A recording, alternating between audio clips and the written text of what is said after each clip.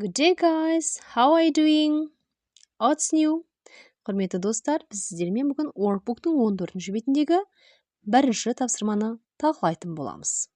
Берілген тапсырмада look at the tables and write sentences as in the example. Бағанға қараңыз. Содан кейін сөйлемдерді үлгідегідей жазыңыз деп берілген. Бағанға қарай отырып,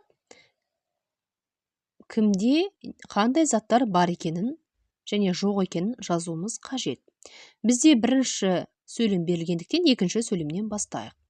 Olan and Nurlan have got a basketball, a cap and trainers. They haven't got a guitar.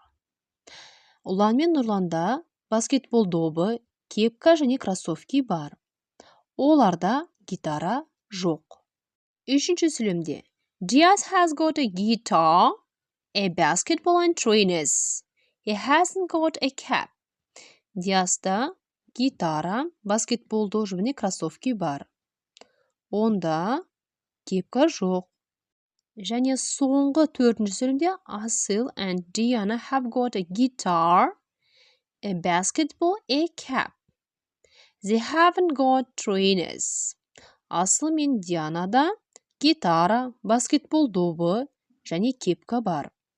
Оларда кроссовки жоқ. Құрметті достар, бүгін сіздермен Workbook'тың 14-ші бетіндегі бірінші тапсырманы талқыладық. Каналға тіркеліп, лайк басып, комментарий қалдыруды ұмытпаңыздар. Goodbye. Thank you guys.